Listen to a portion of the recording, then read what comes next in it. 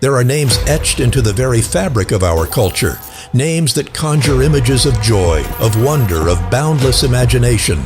But beyond the public persona, beyond the glittering facade of a global brand, lies the intricate, often tumultuous journey of a man driven by an insatiable hunger to create. He was a pioneer, a storyteller, a dreamer who faced bankruptcy and betrayal, who turned a single cartoon character into a monument to human ingenuity. This isn't a fairy tale. This is the unvarnished account of the man who dared to draw a new world into being. Welcome to the Mogul's Memoir, where we peel back the curtain on the lives of history's most ambitious titans. We go beyond the myth, delving into the triumphs and the tribulations, the public acclaim and the private battles that define the architects of our modern world. Today we embark on a journey into the life and mind of Walter Elias Disney, the Midwestern visionary who built an empire on ink and dreams, and whose legacy remains as complex and compelling as the stories he told. His story is one of relentless ambition, a fusion of artistic genius and business acumen that forever changed the landscape of entertainment.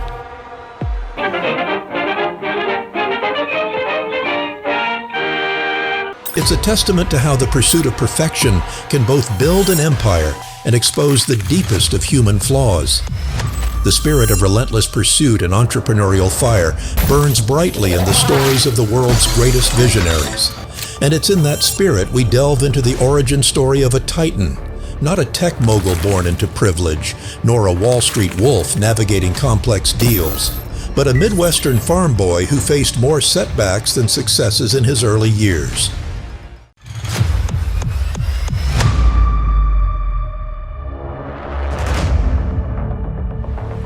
Born Walter Elias Disney in Chicago in 1901, his early life was far from a fairy tale. His father, Elias, a man of rigid discipline and unyielding standards, instilled in Walt a work ethic that was both a blessing and a curse. Elias's constant financial struggles forced the family into a nomadic existence, bouncing from one city to the next. This lack of stability, rather than crushing young Walt, honed his imagination as an escape.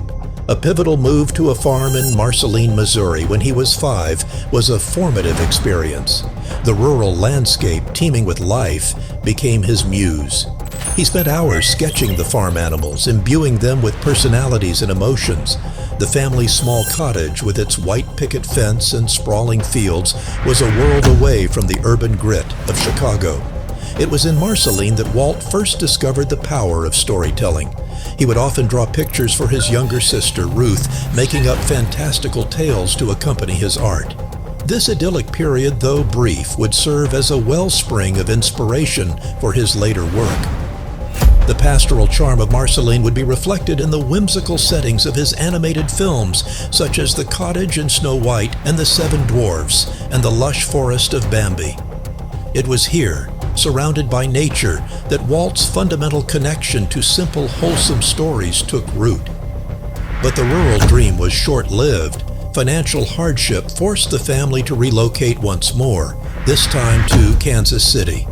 The contrast was jarring. The open fields of Marceline were replaced by the bustling streets of a rapidly industrializing city. Walt's education became sporadic, but his passion for drawing was unwavering. He would wake up at 3:30 a.m. to deliver newspapers for his father, a grueling task that left little time for leisure. Yet in those quiet pre-dawn hours, his mind would wander, his passion for art a burning light against the darkness. He devoured the work of newspaper cartoonists, meticulously studying their techniques and storytelling. He even enrolled in a correspondence course with the Kansas City Art Institute, a testament to his self-driven dedication. This period in Kansas City, marked by tireless labor and unshakable ambition, forged the tenacious character that would define his entire career. Throughout it all, his older brother Roy served as a steady, reliable force. A decade older, Roy had taken on a parental role, often acting as a buffer between the demanding Elias and the dreaming Walt. While Walt toiled over his drawings, it was Roy who was already learning the business of the world, a dynamic that would define their partnership for decades to come. His first foray into the world of animation was less than auspicious. He secured a job at the Pesman Rubin Art Studio, where he created rudimentary advertisements. It was a far cry from the whimsical narratives he yearned to tell, but it was a foot in the door. He then moved to the Kansas City Film Ad Company, where he first experimented with cell animation. This was where he met Ub Iwerks, a talented animator and a kindred spirit. Their collaboration was a creative furnace. They would work late into the night, pushing the boundaries of what was possible with the nascent technology. In 1922, fueled by youthful ambition and a shoestring budget, they formed their own company, Laugh-O-Gram Films. Their initial ventures, creating animated fairy tales like Little Red Riding Hood and Puss in Boots, garnered local attention. They were a creative success, but a financial failure. The company was plagued by debt and mismanagement. By 1923, Laugh-O-Gram Films was bankrupt, leaving a disheartened but not defeated Walt Disney with just $40 in his pocket and a one-way train ticket to Hollywood. This initial failure, rather than crushing his spirit, served as a crucial lesson in the harsh realities of the business world, a lesson he would carry with him as he embarked on his second and ultimately transformative act. He realized that artistic genius alone was not enough. It had to be paired with shrewd business acumen and an unyielding will to succeed.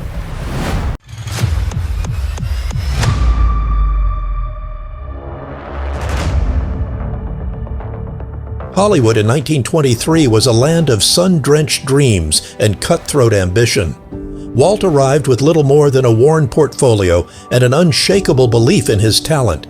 He tried to become a director of live-action films, but his plan quickly failed. Rejected and running out of options, he returned to animation. With his brother Roy as his business partner, he founded the Disney Brothers Studio. Their first breakthrough came with the Alice Comedies, a series that combined live action with animation. It was a novel concept for the time and garnered enough interest to secure a deal with distributor Margaret Winkler. This success allowed him to bring Ub Iwerks out to California, and together they began to build a small team. The studio was a family affair, a testament to Walt's ability to inspire loyalty and collaboration. He was a creative leader, a man who would sketch ideas on any available surface and work alongside his animators, pushing them to new heights. It was during this time that a young woman named Lillian Bounds was hired as an ink and paint artist.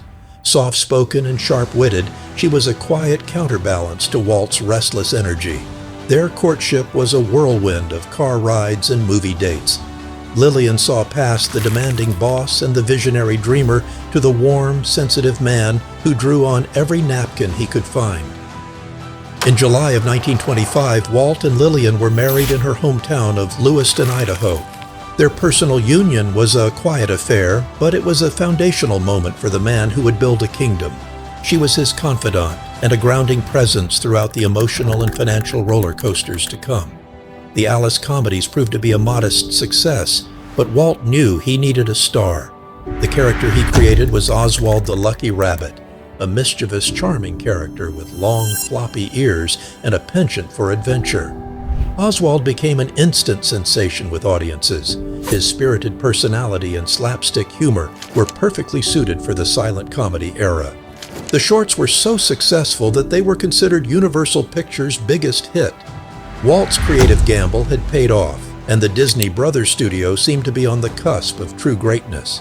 The studio grew, and Walt's creative ambition soared. He was already thinking of pushing the medium forward, exploring new techniques and longer-form storytelling. He believed in the magic of his creations and the boundless potential of animation. But in the world of business, a handshake deal is only as good as the character of the person on the other side. In 1928, Walt went to New York to renegotiate his contract, seeking a larger budget to improve the quality of his films and to give his staff a much-deserved raise. What he found was a cold, calculated betrayal. The distributor, Charles Mintz, informed Walt that he had secretly poached almost all of the Disney animators, including key creative figures like Hugh Harman and Rudolph Ising. Mintz revealed that he now owned the rights to Oswald the Lucky Rabbit. He offered Walt a choice: accept a severe pay cut and continue working for him, or lose everything. The news was a devastating blow. The character that had brought him so much success was no longer his. He had put his trust in the wrong people, and the consequences were dire. This betrayal was more than a business failure. It was a profound personal loss that left him feeling exposed and vulnerable, his entire artistic identity seemingly stolen. Shattered but not broken, Walt refused Mintz's offer. He decided to walk away from his creation, from his team, and from the security of a successful series. It was on the long train ride back to California, with Lillian by his side, that the seeds of a new idea began to sprout. He scribbled on a piece of paper, sketching out a new character, one he could own completely. He turned to Lillian, her calm presence a balm to his storm, and told her about his new mouse character, originally named Mortimer. It was Lillian who replied, "It sounds too pretentious. How about Mickey?" With that small, simple suggestion, a new era was born, a testament to the idea that even in the face of absolute loss, a moment of connection could spark the greatest triumph.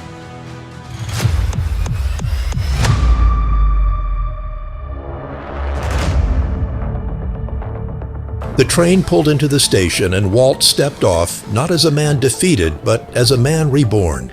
He had lost a rabbit, but he had found a mouse. The character he had been sketching, now named Mickey, was a departure from the more common animal characters of the time. Walt and Ub Iwerks meticulously refined his design, stripping it down to its most fundamental parts: a simple circle for his head, large expressive eyes, and his signature oversized shoes. He was a plucky underdog that audiences could instantly relate to, an everyman hero with boundless optimism. Walt knew he had to be more than just a character on a page. He had to be a sensation. The industry was already shifting, and Walt saw an opportunity to break new ground.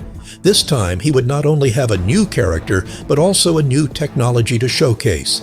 The advent of synchronized sound was revolutionizing the film industry, and Walt was among the first to see its potential for animation. He had a vision, a cartoon where the sound, music, and action were perfectly in sync, creating a truly immersive experience for the audience. The first two Mickey Mouse shorts, Plain Crazy and The Gallopin' Gaucho, were silent, but Walt knew they would not be enough. He made a bold, audacious decision.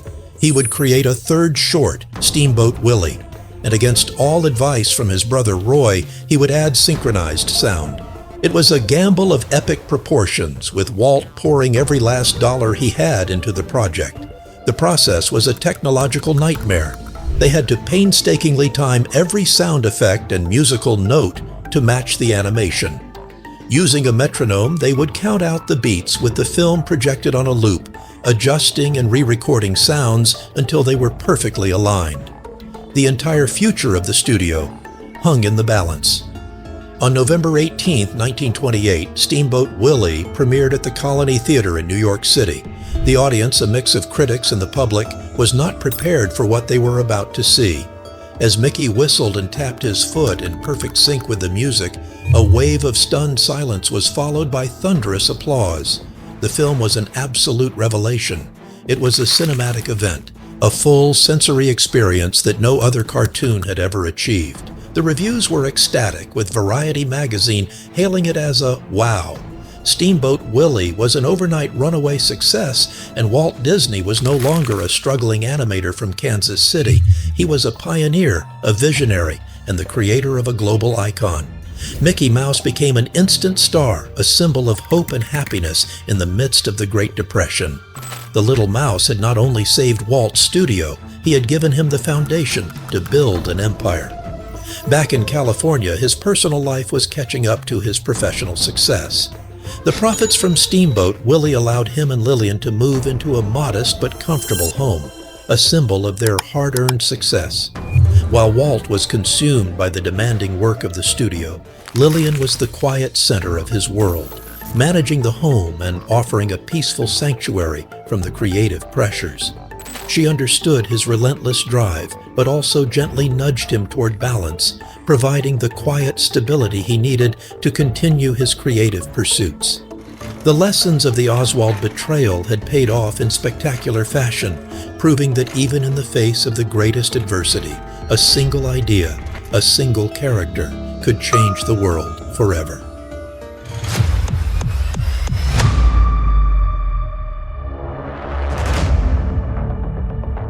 The phenomenal success of Steamboat Willie was merely the prologue to a much grander story. With a steady flow of income from Mickey Mouse shorts, Walt was able to expand his studio and, more importantly, push the boundaries of the art form he loved. He was a relentless tinkerer, a constant innovator.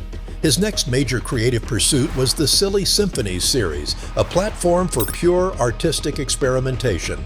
These shorts were not driven by a single character. They were a canvas for groundbreaking techniques. Walt became the first to widely adopt the new 3-strip Technicolor process in animation, starting with the 1932 short Flowers and Trees. The vibrant, lifelike colors electrified audiences and gave his films an unparalleled richness. This commitment to artistic and technical excellence was costly, but it also cemented Disney's reputation as the gold standard in animation. He won his first Academy Award for that short, an honor that would become a regular occurrence. The studio's shorts were works of art, but Walt's gaze was fixed on a more ambitious prize. In 1934, at a time when Hollywood considered feature-length animation a financial and creative impossibility, Walt announced his next project, a full-length animated film based on the fairy tale of Snow White. The industry, including his brother Roy, thought he was mad. The project was immediately dubbed Disney's Folly by the Hollywood elite. No one believed an audience would sit through an 80-minute cartoon, let alone that it could ever be a financial success. The undertaking was monstrous. The budget, initially estimated at $250,000, ballooned to over $1.5 million, an astronomical sum for the era. The production required an unprecedented number of animators, painters, and story artists. Walt's perfectionism became legendary, bordering on obsession. He demanded that animators study live-action footage and human anatomy to create more realistic and emotive characters. He brought in animals to the studio so artists could observe their movements, and he hired art instructors to teach figure drawing and other techniques. To achieve the illusion of depth, Walt personally funded the development of the multiplane camera, a complex, towering invention that shot multiple layers of cells to create a three-dimensional effect. This revolutionary technique gave the film its epic painterly quality, but added immense cost and time to the production. The studio was literally running on borrowed time and borrowed money. Roy Disney, the financial anchor of the company, had to secure increasingly desperate loans, putting the company's very existence on the line. The studio's assets, including the rights to Mickey Mouse, were used as collateral to secure the final critical loan. It was a massive all-or-nothing gamble. If Snow White failed, the Disney studio would be bankrupt for good, and Walt would be a pariah in Hollywood. The stakes could not have been higher. The creative obsession, however, came at a steep personal cost. His singular focus on the film meant he was rarely home. Walt and Lillian had welcomed their daughter Diane Marie in 1933 and adopted Sharon May in 1936. But the pressures of the Snow White production left little time for family life. He would often work through the night and sleep at the studio, his presence at home becoming a rarity. Lillian became a constant source of concern, worrying about his health and emotional state. The perfectionism that was driving the studio to new heights was also putting an immense strain on his marriage. Walt's single-minded pursuit of his art meant his family often felt like they were in competition with his work. This internal struggle for balance would become a recurring theme in his life, as his professional ambitions often overshadowed his personal commitments. Walt's relentless demands on his team and on himself were fueled by a deep-seated need for artistic validation. He wasn't just making a film, he was trying to prove a new art form was possible. The fairy tale ending of Snow White was, in many ways, the beginning of a new set of challenges for the man behind the magic. On December 21, 1937, Snow White and the Seven Dwarfs premiered at the Carthay Circle Theater. The atmosphere was one of tense anticipation. The critics, who had been so skeptical, were stunned. The audience was captivated. They laughed, they gasped, and they cried. At the end of the film, a wave of applause and cheers washed over the theater.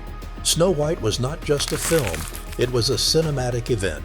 Charlie Chaplin, a legend of silent film, told Walt that the film was a work of art. The gamble had paid off in spectacular fashion, transforming Walt from an innovator into a titan.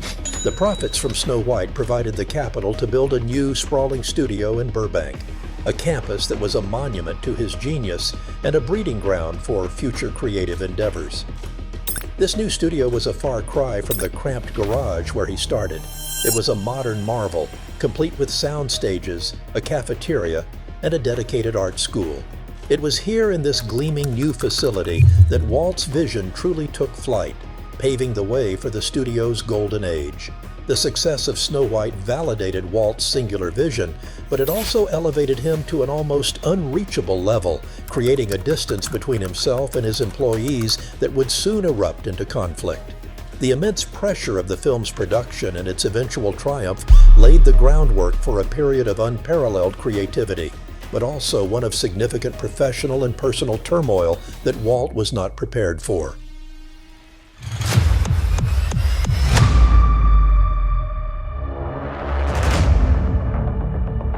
Riding the wave of Snow White's success, Walt poured the profits back into the studio, building a state-of-the-art campus and greenlighting an ambitious slate of films. He was a creative impresario on an unprecedented scale. He had a vision for what animation could be, far beyond simple entertainment. He saw it as a medium for high art. This ambition led to 3 new masterpieces: Pinocchio, Fantasia, and Bambi. These films were technically more complex and artistically audacious than anything he had ever done. Pinocchio featured stunning underwater effects and groundbreaking character animation. Fantasia was a monumental effort to synchronize classical music with animation, a project Walt himself considered his magnum opus. The production costs were immense, far exceeding their budgets. The films were released on the cusp of a global crisis. In 1939, as Pinocchio was being finished, war broke out in Europe. The international markets, which accounted for a significant portion of Disney's revenue, were suddenly cut off. The films, despite being masterpieces, were financial disappointments, plunging the studio back into a precarious financial state. The financial strain was exacerbated by internal turmoil. Walt's relationship with his animators was deteriorating. The creative success of Snow White had led to rapid expansion, and the close-knit, collaborative atmosphere of the old studio was replaced by a more corporate structure. Animators, many of whom had worked long hours for low pay during the production of Snow White, felt they were not being properly compensated for their contributions to the studio's phenomenal success. They saw Walt's lavish perfectionism and the new studio's facilities as a symbol of his wealth, while they remained underpaid. The tension culminated in a massive animators' strike in 1941, a bitter, 5-week-long labor dispute that tore the company apart. The animators' grievances included a demand for screen credits and higher wages, a basic right that was being negotiated across Hollywood. But Walt saw the strike as a personal betrayal by the artists he considered his family. He refused to negotiate, and his public comment showed a man deeply hurt and angered by the ingratitude he perceived. He once told a reporter, "The trouble with these fellows is they don't know what they want. It's a bunch of malcontents who are being misled." The strike deeply wounded him, hardening his views on labor and creating a chasm between management and the artists that would never fully heal.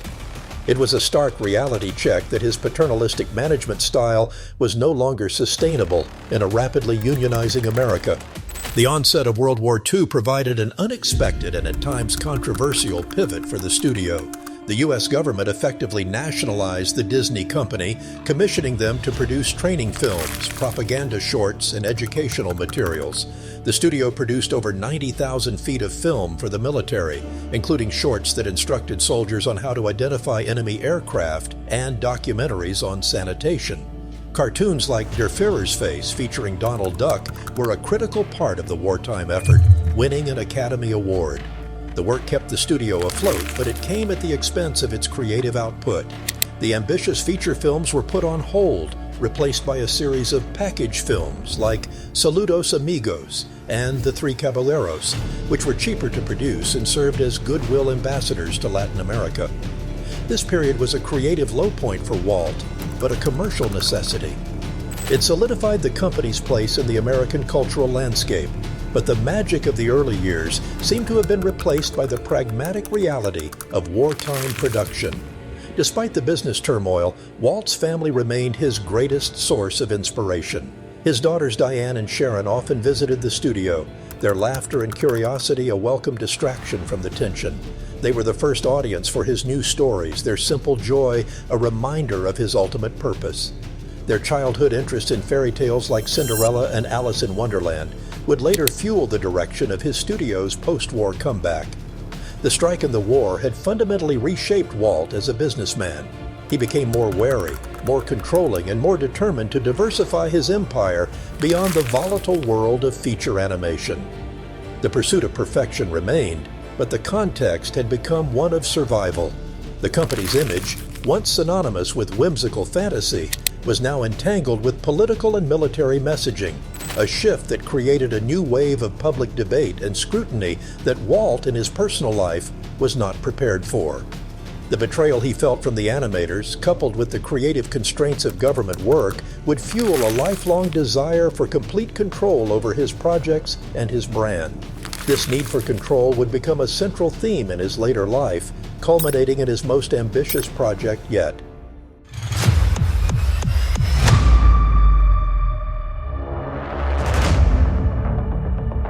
The war-torn years had humbled Walt and his company, but his ambition was undiminished. As the world returned to a semblance of normalcy, Walt was determined to rebuild his empire on a new, even grander scale. The post-war era saw a significant pivot for the Disney company, away from its exclusive focus on animated features and toward a broader entertainment landscape. Walt, ever the innovator, saw the burgeoning medium of television not as a threat but as an opportunity. In 1954, he launched the anthology series Disneyland. Open the Fantasyland Castle in the name of the children of the world. A weekly show that not only showcased his classic cartoons, but also served as a live-action commercial for his most audacious idea yet, a theme park.